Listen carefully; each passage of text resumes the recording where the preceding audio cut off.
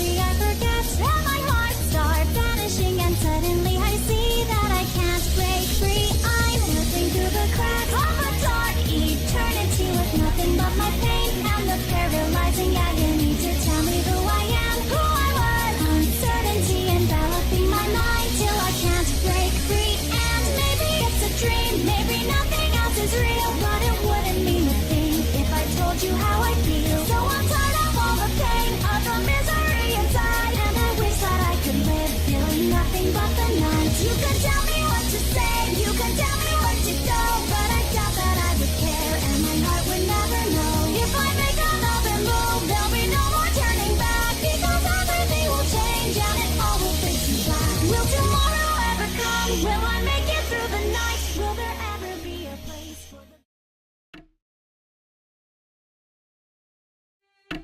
I'm pleased you could make it to this meeting, Rachel Alucard. I suppose long time no see would be the appropriate response. In your subjective time, it has been 19,792 hours, 41 minutes, 52 seconds. Correct. For us, it has been 283,875 hours, 18 minutes, 24 seconds. The difference between our subjective times is irrelevant. How much of a discrepancy is there right now?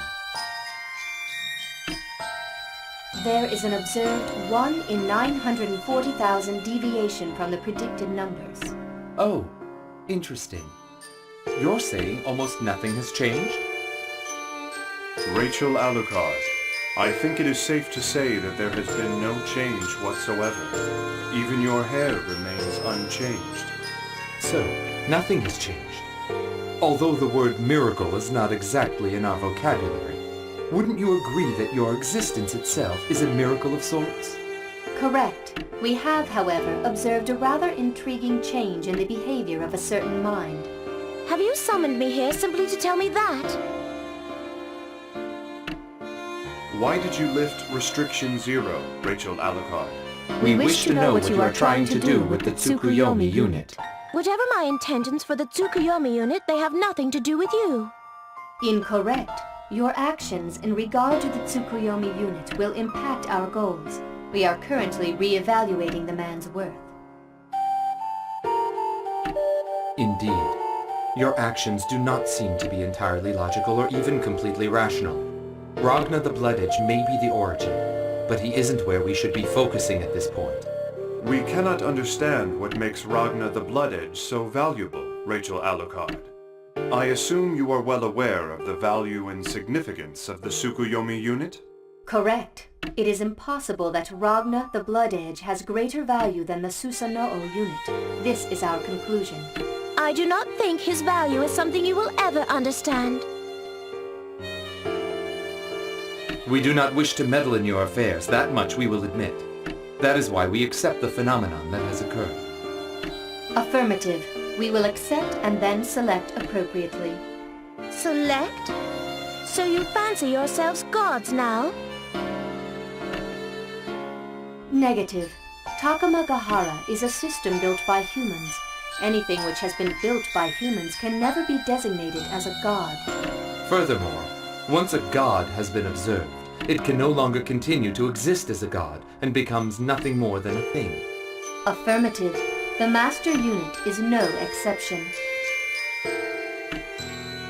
And of course, the successor to the Azure, Noel Vermilion, is also governed by this rule.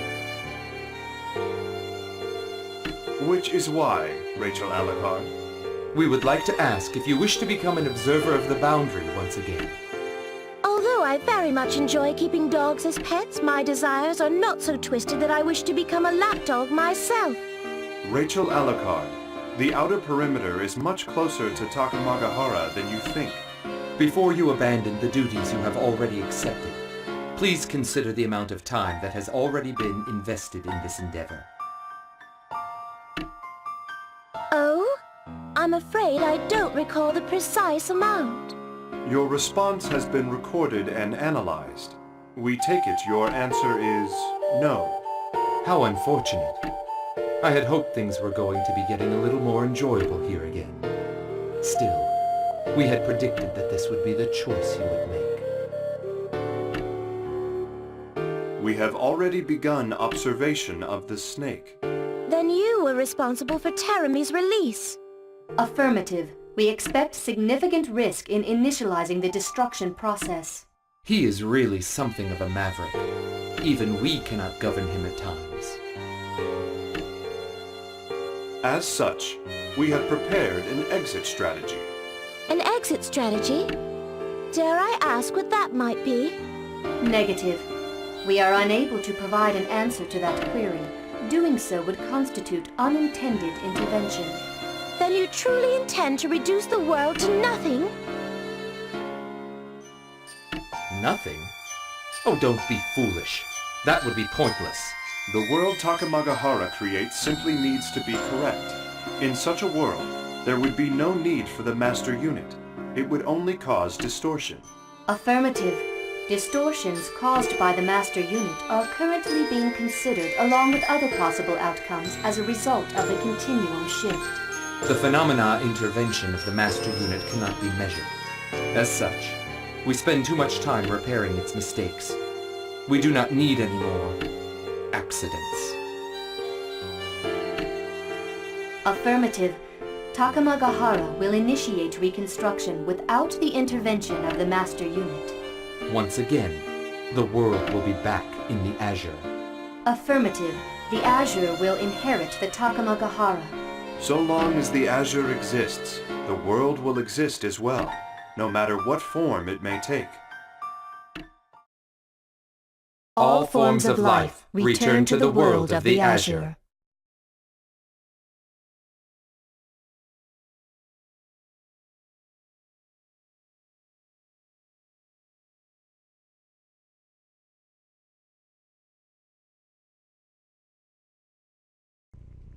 The midnight breeze graces the man's cheek ever so slightly and he opens his eyes. This is... The man lay upon his back and gapes up at the sky, his head throbbing. His limbs feel strange to him. They may as well not be there. He's abdicating control of his body, or so it appears. The man is here, and yet not here. He lets the paradox wash over him. His groggy brain struggles to summarize his condition. It's as though he doesn't have a firm grasp on his own existence. His memory is no less hazy than his sense of motor control. Where he is, or when, or who, he has answers to none of these questions. Let's disrobe this mystery one layer at a time. I am... yes. I am Relius Clover. The reacquisition of his name is a minor coup. Relius lifts his head and scans the area, ignoring the pain in his skull as well as he can. He looks around for anything that might clue him in to where he is. No. I'm doing it out of order. First, I must ascertain what I was doing and how I got here. His memories slowly return to him. It was slow, difficult work, like staring into a puddle of oil and trying to separate the colors from one another. Yes, that's right.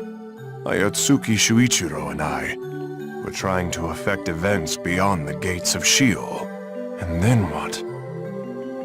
Black. Darkness. Consuming me. And then... No matter how fervently he concentrates, Relius can't remember what happened after that. He recognizes that can't is a misnomer. The information exists somewhere inside of his mind. Remembering it is possible. But he can't keep up with the sheer number of memories speeding down the slopes of his consciousness like an avalanche of data. There is more information in Relius Clover's head than any three men could hope to process in a lifetime. Now this is interesting. Relius began to smile in spite of his present dilemma, or perhaps because of it. He's never experienced anything like this. It's exhilarating, even fun.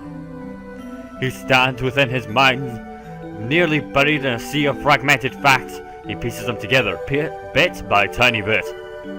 He's never done it before, it shouldn't even be possible, but Relius cobbles his vast storehouse of knowledge back together as though he was born for such a task. So that's how... I see. Relius smiles with each new aspect of the mystery he untangles. He's still not sure how much time has passed since his last clear memory. Suddenly he realizes the abnormality of his current state. Well, no wonder I couldn't rouse myself. I am a fractured being at present. He sets that fact aside for further consideration and turns his attention to a much more immediate issue, that of his eyesight. His eyes seem to be in fine physical shape, but he's having trouble seeing. Everything is pouring in as raw visual stimuli. Information stampeding across his optic nerves without the benefit of contact. Something is indeed amiss in his brain. I wonder what exactly has transpired here. Relius whispers to himself in a calm, even tone, as though reviewing a lab report. Hey, buddy. Long time no see. Still on his back, Relius hears a voice from outside his field of vision. It's a familiar voice. He reaches through the disorder in his head, fingers hooking around the relevant piece. The man who has just spoken is... Ah, Yuki Terumi. But what do you mean by long time no see? Were we not peering into the cauldron only moments ago? Terumi's use of the old cliché seems at odds with Relius' tenuous grasp of the situation. The cauldron, huh? Did I say something amusing? Amusing? It's a freaking laugh riot, pal. No, something is wrong. I'm not working with accurate data. Terumi, where are we? You know, I'll be straight with you. I'm a little iffy on that one myself. Another question then. When are we? Ooh, this one I know. The year of our Lord 2179, give or take. I see. That is enough for Relius to piece part of the puzzle together. His last memory occurred in 2099. This means about 80 years worth of experimental data is out of order. His interpretation out of it is invalid. Relius finally looks in the direction of Terumi's voice. What he sees is not at all what he had been expecting. Instead of a man, Relius' gaze falls upon a murky silhouette. Pardon my saying it, Terumi, but you're not what I was expecting. I suppose it would be folly to ask for a hand up in your current state, Relius looks forward, up at the moon suspended in the velvety black sky. Something about it is different from all the other times he's gazed at it. There's a benevolence to it, as though its rays of light are a blessing freely offered to all creatures on...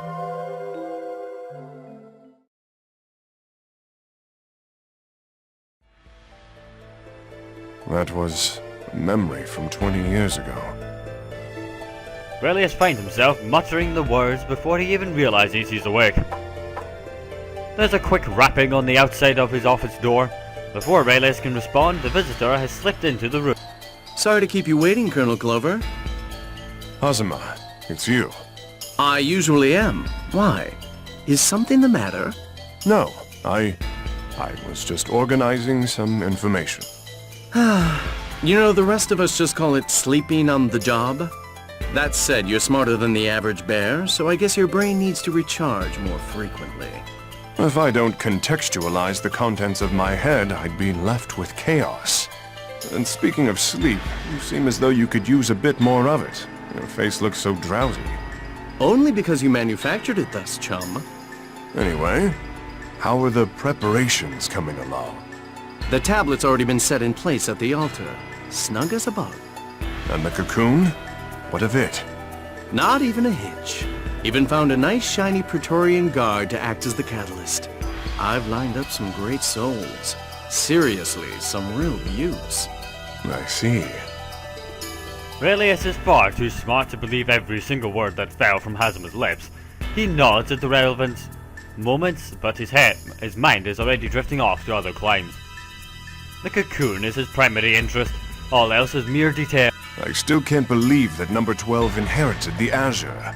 It almost beggars belief. You mean Noelle Vermillion? You know, she's got chops in her own little way. I mean, you saw the distortion from where she was born, yeah? Not too shabby. Hazama, did you know about this? Of course not. How could I?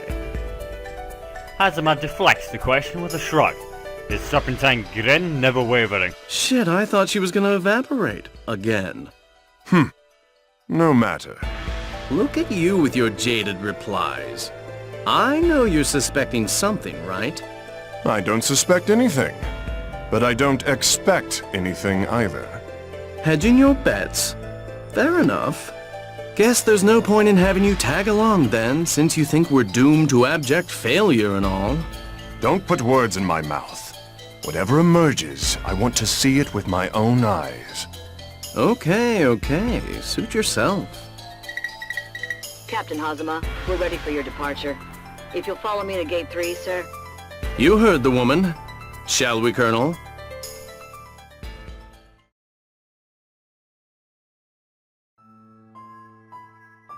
And here we are. Relius? Relius steps off the ship and immediately peers in the direction opposite to that in which Hazama has started to... Something the matter? I spotted something interesting as we flew in. I'm taking a quick detour to the business district. Alone? Suit yourself. Just make sure you're not late to the main event, all right? I'll take that silence to mean... Oh, yes, Hazama, heck, I'll even be early.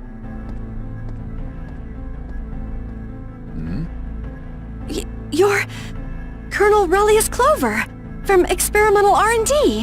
What are you doing here? And you're the little Yayoi, Fraulein, if I'm not mistaken. Which would make that weapon the Izuyoi, yes? Yes, sir. Relius looks her over, taking in the ensemble, the uniform, the shield, and especially the Izuyoi, the legendary sealed armagus that has been a treasured heirloom of her family for generations.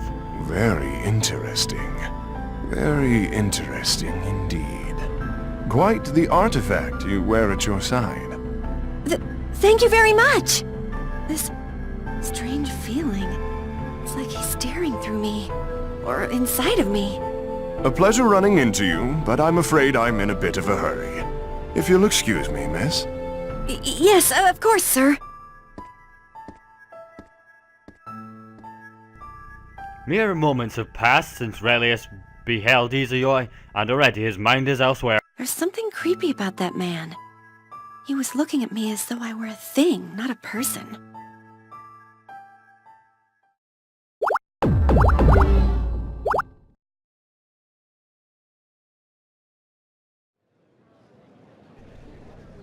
Relius makes his way to the business district, amid the lower levels of Kagutsuchi. The object for what she's looking for should be nearby, but it's nowhere in sight. I could have sworn it was right around here. The Seether. It's rather dense in this area. His brain is playing host to more incoming data than usual, and having to sort out the wheat from the chaff is a waste of his cognitive abilities. Relius recognizes this flaw, but can do nothing else about it. He is a man who has seen and experienced much in his lifetime, having too much... Having too much to think about is a problem hardly worth raising an eyebrow over. As his eyes skim the area, a particular building catches Relius' attention. And voila.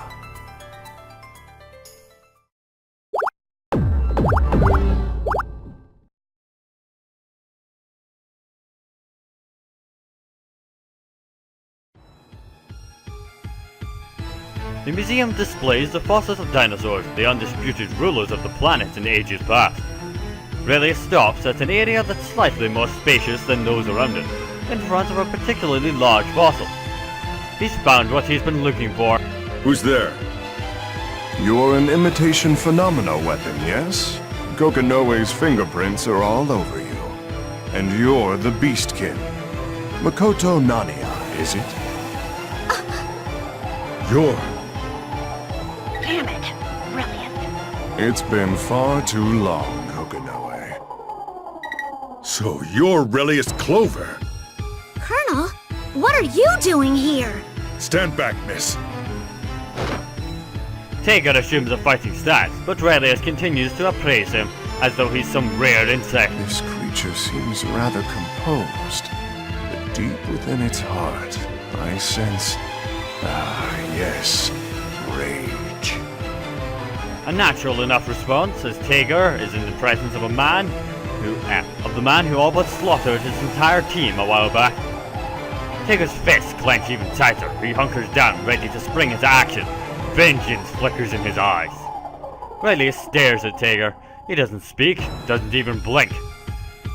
Stand down, Tiger. Kokonoe's order cuts through the deadly silence. This man is a menace, Kokonoe.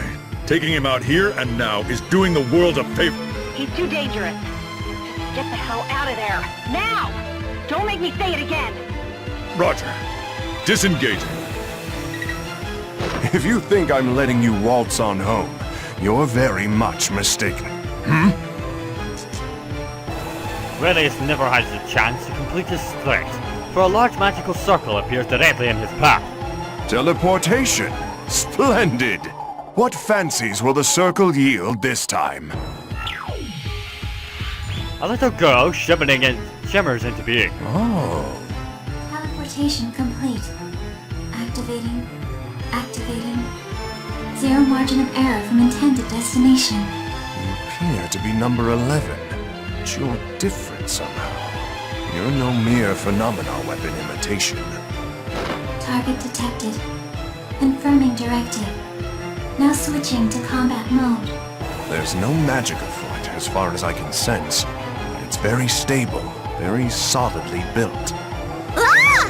Hands off, pal! I'm not that kind of girl! Stop squirming! We need to get the hell out of here!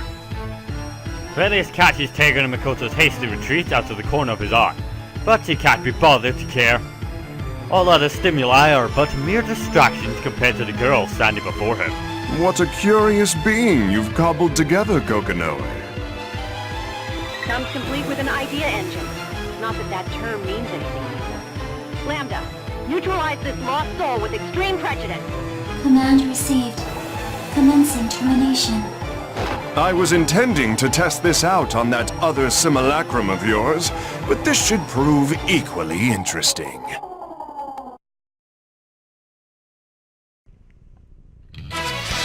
Okay, how hard can it be? Relius is the only puppet master I can actually use, because he doesn't fight like a puppet master. He uses machines to augment his own power, which means I can use him like a normal human being. The will fate is turning. He's hardly a normal human being. Rebel Ignore me. 1. Action! I can fight. Doing something normal. Enjoy! So, Strike your fancy! Enjoy! Monus! Monus! still an argument. Enjoy! Counter! How curious! Okay. What say you? Get Strike him. your fancy! Monus! Hola! Accounted. What say you? Monus! I'm gonna break your guard. Counter! I give you That's all you've got? Alright. Try this. What's Monus? There. Get him. Strike Ignite. your fancy! Ava dare! Systems activated. Ah, tried to dodge that. Okay. Monus! Enjoy! La Sasso! Enjoy! Enjoy! La Sasso! Don't work. Nope. Orbiting. Reverse. This Get one! him. Machina! Ultimate! Systems activated. Nope. They just blocked that. That's something. Monus! Counter! How curious!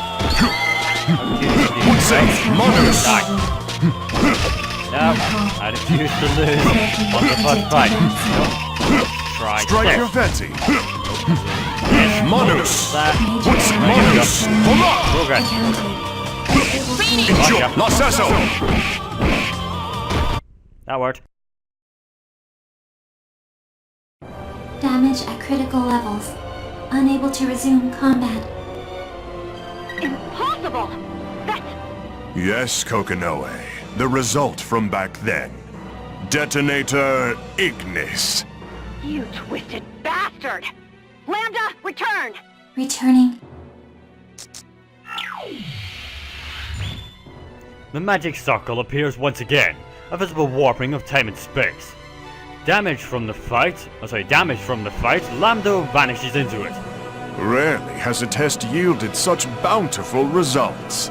Many thanks, Kokonoe. Anytime, asshole. You're not the only one who's just learned a thing or three. So, we're no longer operating in Izuyoi's shadow then. Colonel Relius, where are you right now? I thought I still had some time left, Hazama. Is that not the case? You've got plenty. I was actually just calling to see if you could run a little errand for me, provided you're still down in the lower levels.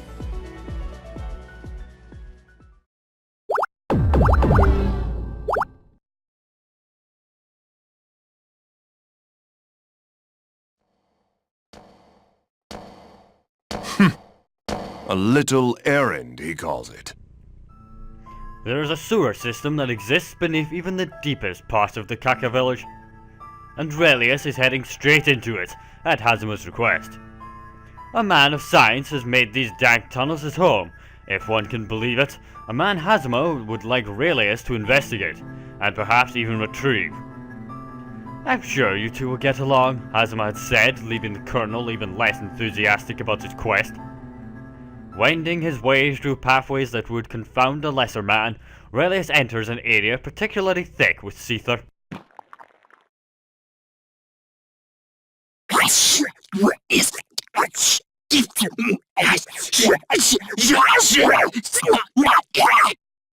Is this abomination my target?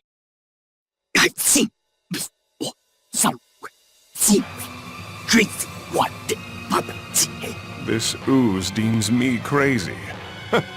You're one of Kokonoe's assistants, I take it. Ah, drank too deep of the Boundary's heady brew, yes? You're more ambitious than I thought. Carmine, was it?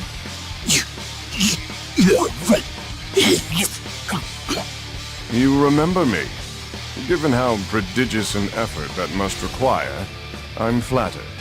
You are doubtlessly the one I'm after. You're nothing but a fool who lost his sense of self by getting too close to the Boundary. I'm disappointed, Hazama.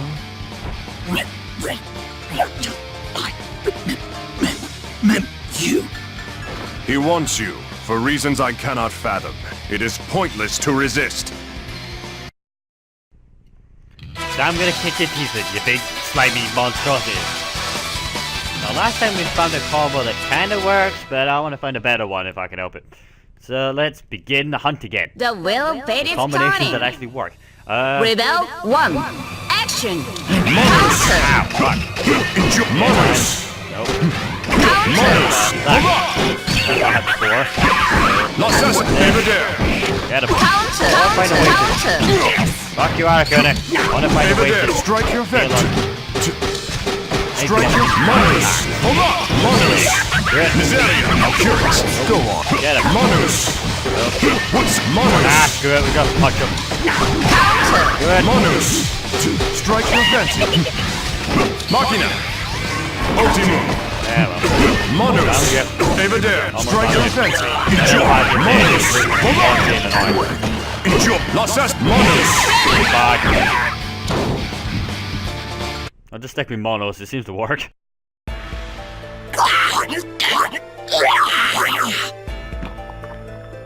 Phantom. I rather suspected you'd appear. I would love to go spelunking through this thing's soul, but I suppose we shouldn't keep Hazama waiting.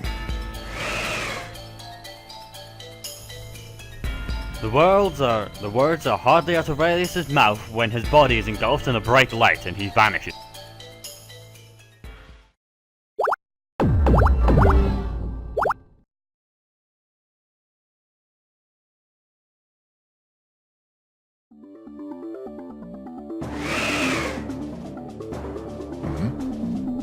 Relius' brow furrows. There's no sign of Phantom or Hazama, or the unfortunate creature he's just subdued. Whatever Relius has ended up, he alone has been brought here. An intervention of some sort? Relius takes in his surroundings.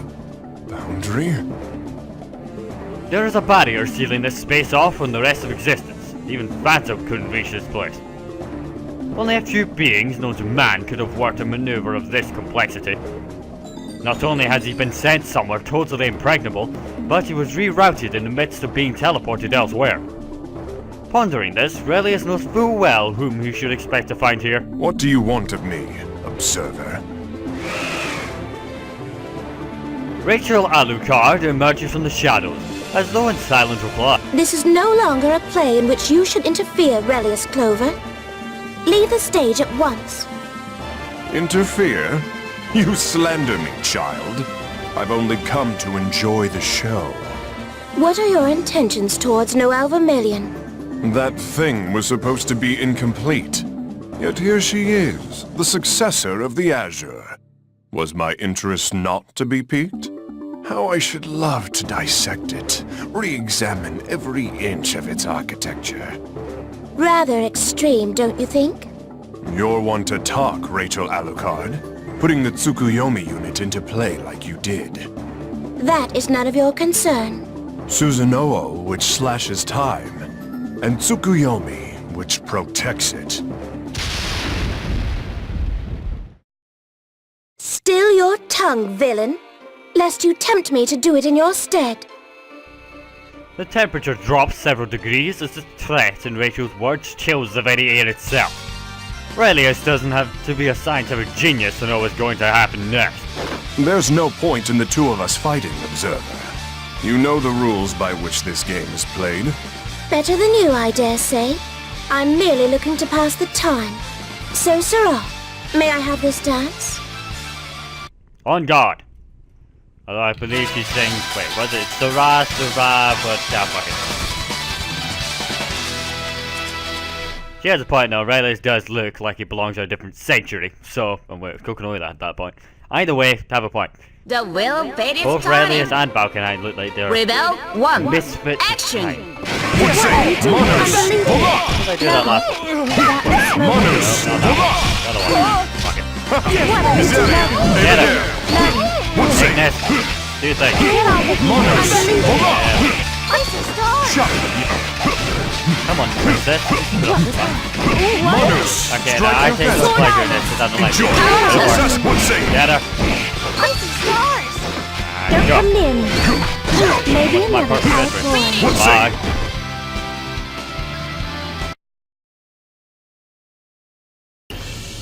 Observer, how long do you intend for us to trade these meaningless blows? I have grown rather bored of it. I suppose I'm done. How about you tell me what you're waiting for, in exchange for my having humored you? It is a bad habit to slay every last mystery, you know. Fair enough. I accept your words of wisdom. The time has come, it seems. What? You were sufficient entertainment, I suppose. Now, if you'll excuse me. And not a moment too soon, you monster. The moment Rachel teleports away, the impregnable barrier that had surrounded them disappears. With the barrier gone, Relius senses a new presence nearby. How this sensation does vex me. This sensation.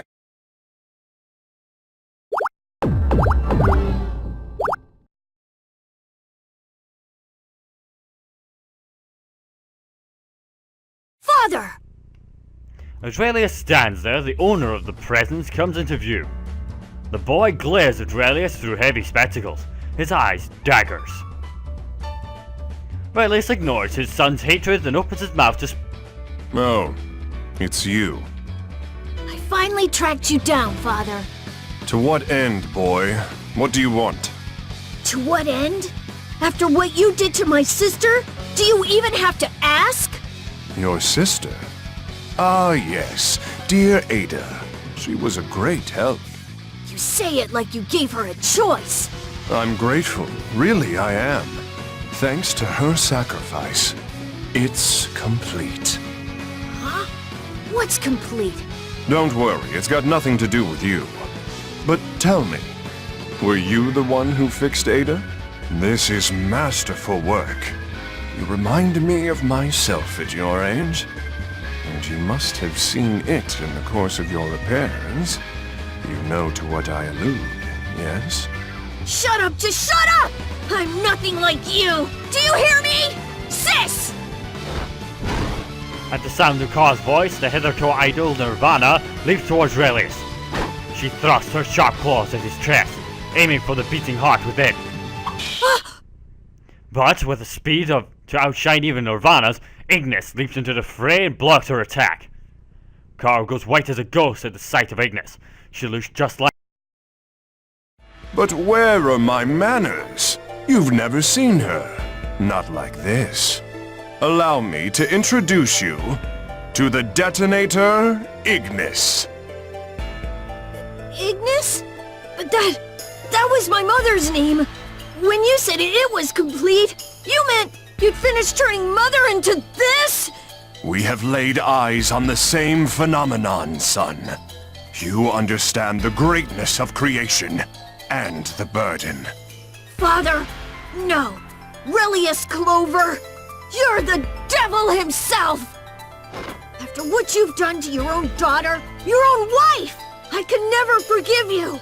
Right here, right now, I'm bringing you down. I'm sorry, kid, but... no. Just no. You can't hope to win in a fight, so why try? Should have just accepted your defeat when you saw me. The will paid its time. Rebel 1. Action! Wacko! This is a great difference. No way! What's that? There is Relius and fight. Using them to augment his power. So Finn gets stronger using her. And one who relies solely on her. Well, no way.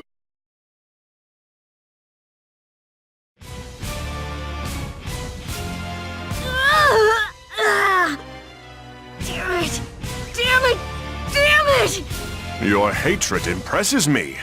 You were always so meek. What do you want, huh? Why have you done this? You want answers, eh? I can respect that. Perhaps you can discover it for yourself. What are you talking about? Why waste my breath telling you, when I can just show you? Behold!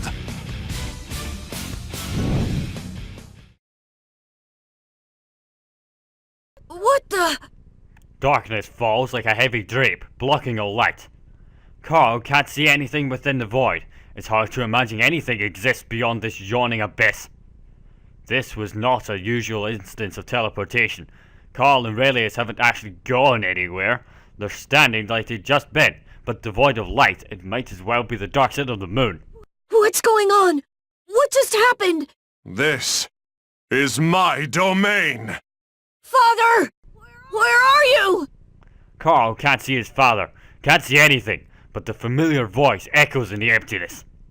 With no visual sense of distance, Carl can't tell if the elder Clover is meters away or right next to him. All he can do is listen, fear gripping at his throat. I've synchronized your eyes with mine. Tell me, can you see that blue light? Blue light? Once Relius mentions the light, Carl sees it too. A faint blue glow far from where they stand. Yes, that dark, inorganic mass. I'm sure you saw it during the course of repairing Ada. That object, that is a person's true form.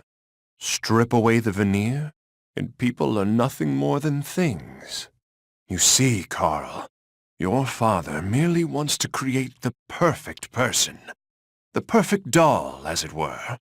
But the master unit impedes my progress, stifles my glory. Stop it!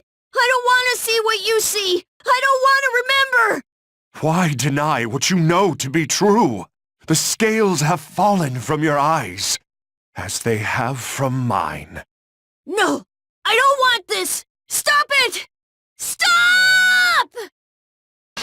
What? Sister? Nirvana's arm appears in the darkness, as though in answer to Carl's cry. He reaches for his sister's hand with the last of his strength, consciousness leaving him. The moment their fingers meet, light begins to shine into Relius' pocket of nothing.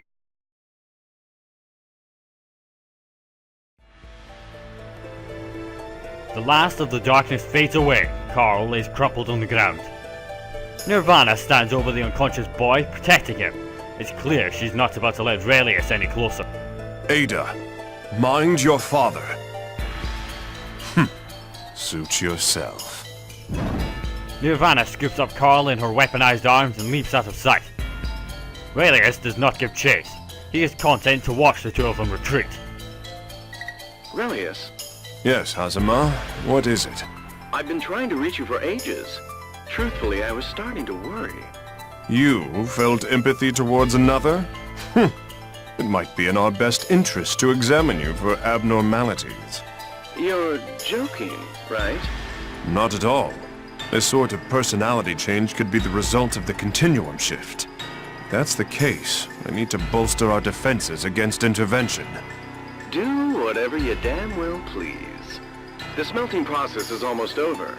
That's why I was trying to reach you. If you want in on the moment, I suggest you get here fast. Understood. I'm on my way. Relius ends the transmission and hurries away.